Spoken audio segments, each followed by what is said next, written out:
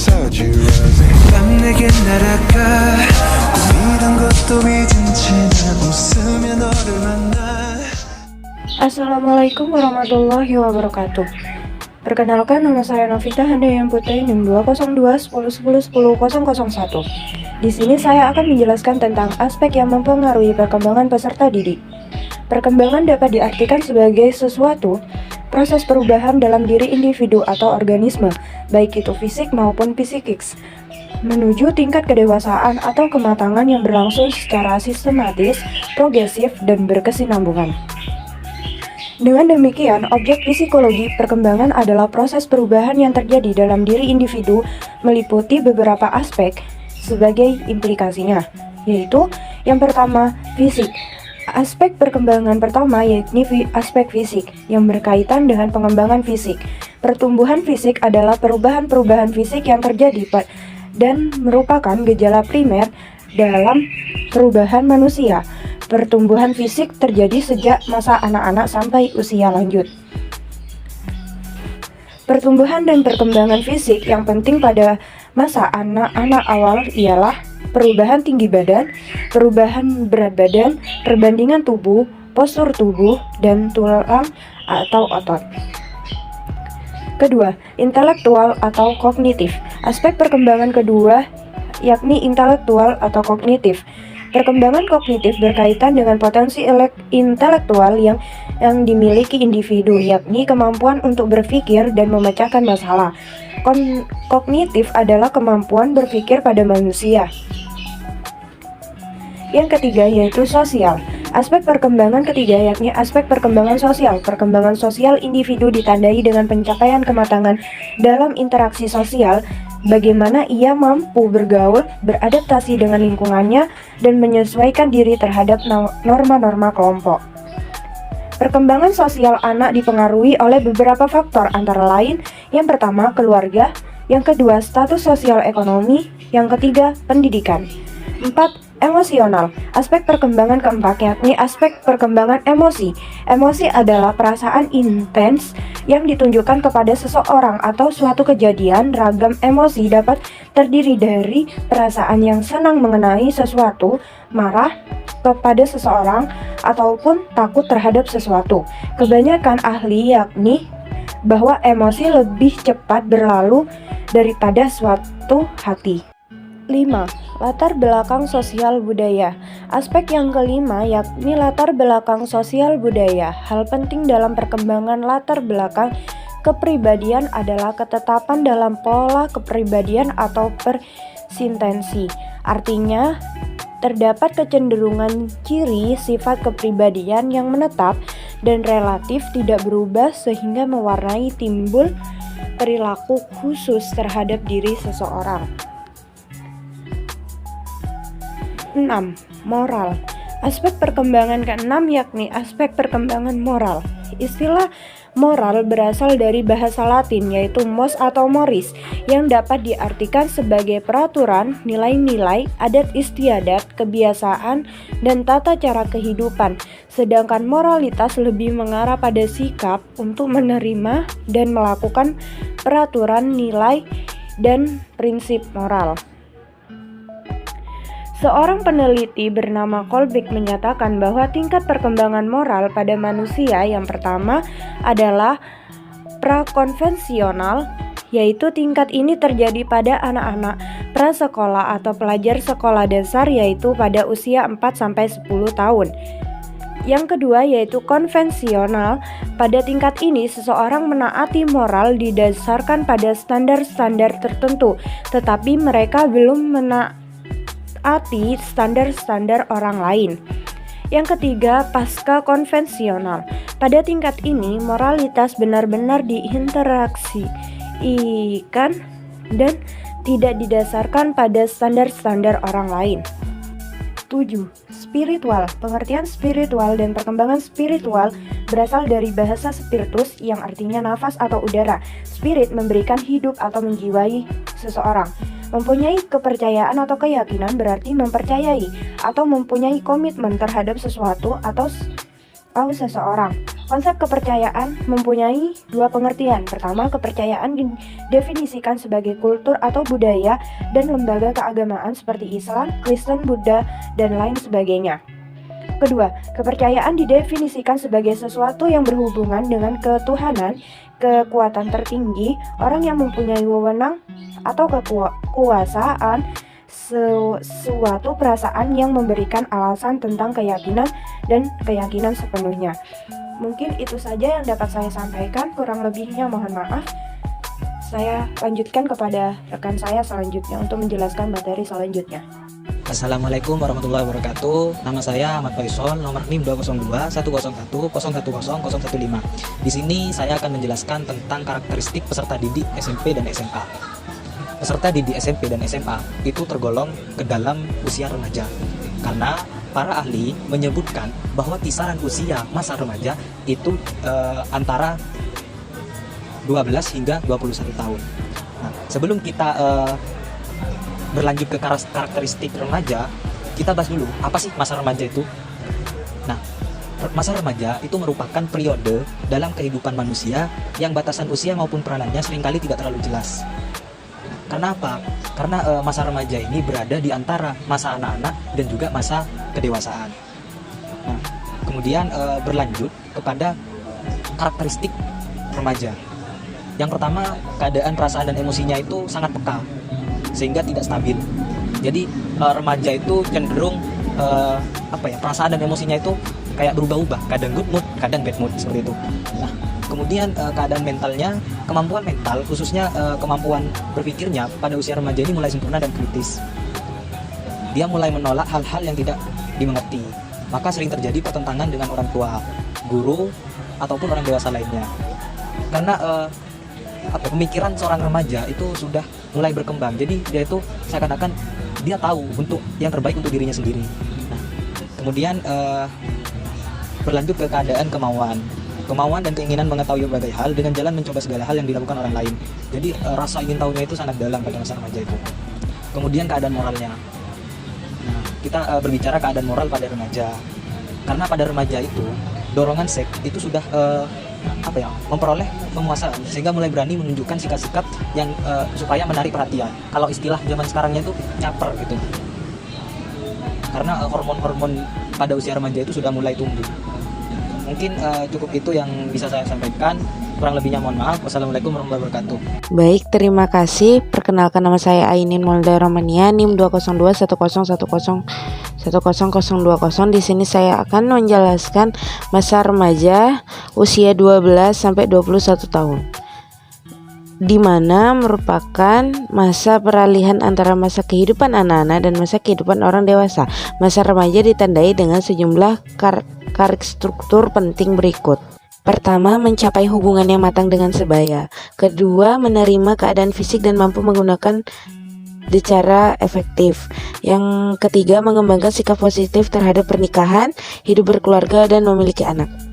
Selanjutnya, ada berbagai karakteristik perkembangan masa remaja tersebut menuntut adanya pelayanan pendidikan yang mampu memenuhi kebutuhannya. Hal ini dapat dilakukan guru, diantaranya sebagai berikut. Yang pertama, memberikan pengetahuan dan pemahaman tentang kesehatan reproduksi, bahaya penyimpangan seksual, dan penyalahgunaan narkotika. Yang kedua, membantu siswa mengembangkan sikap apresiatif terhadap postur tubuh dan kondisi dirinya. Yang selanjutnya, menerapkan model pembelajaran yang memungkinkan siswa untuk berpikir kritis, reflektif, dan positif. Dan yang terakhir, membangun siswa mengembangkan etos kerja. Mungkin cukup sekian dari saya.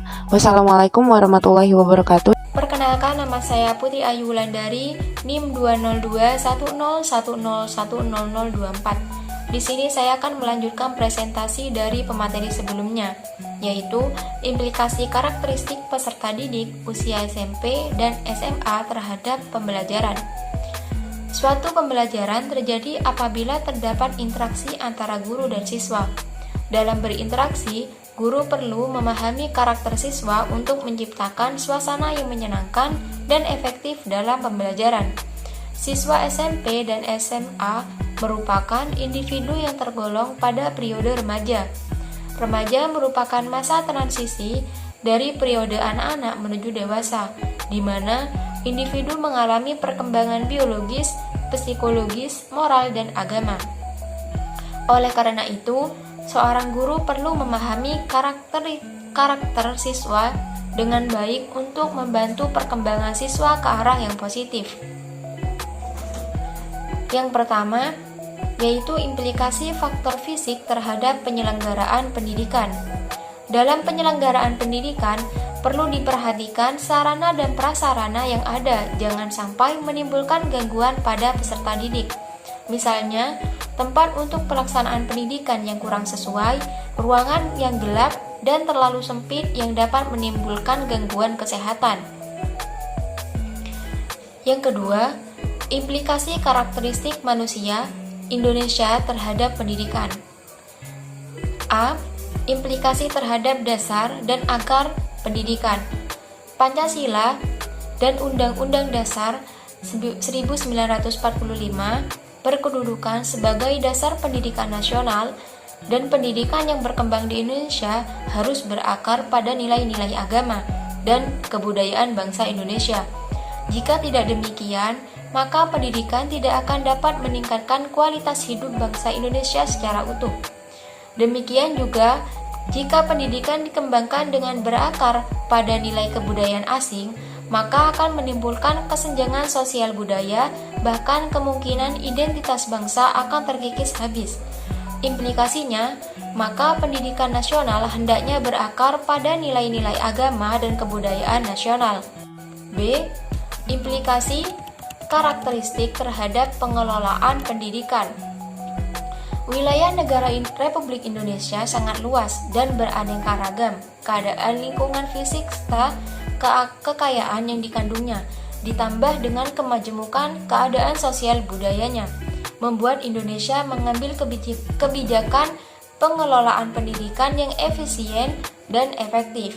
Maka, sebagai implikasinya, kebijakan pengelolaan pendidikan dalam sistem pendidikan nasional kita bersifat dekonsentrasi seperti yang tercermin dalam pasal 50 UU RI nomor 20 tahun 2003.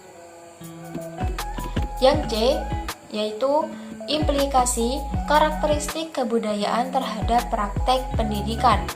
Kebudayaan ideal dengan kebudayaan aktual dalam praktek pendidikan kadang terjadi pula ketidaksejalanan antara nilai ideal dengan nilai aktual. Untuk itu, guru harusnya menjadi teladan. Artinya, mesti terdapat kesejalanan antara kebudayaan ideal dengan kebudayaan aktual. Pendidikan di Indonesia harus menentukan pilihan arah dan melanjutkan perjalanan.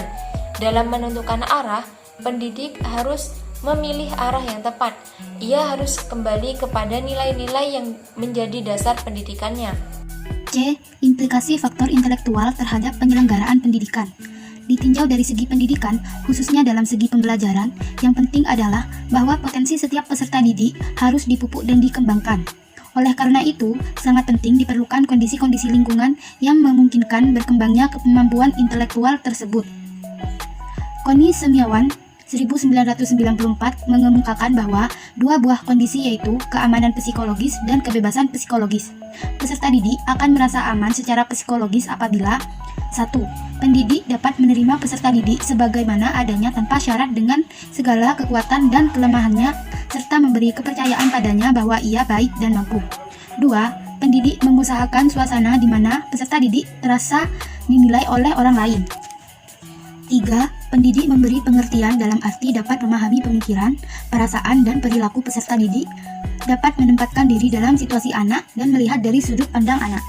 Dalam teori Piaget mengenai perkembangan kognitif secara erat dan penting hubungannya dengan umur serta perkembangan moral.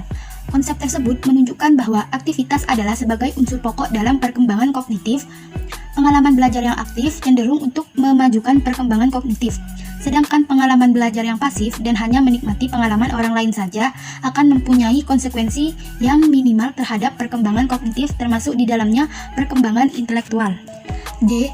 Implikasi faktor sosial kultural terhadap penyelenggaraan pendidikan. Usia remaja adalah usia yang sedang tumbuh dan berkembang baik secara kuantitatif maupun secara kualitatif, baik fisik maupun psikisnya, menganggap dirinya bukan anak-anak lagi, tetapi sekelilingnya menganggap mereka belum dewasa.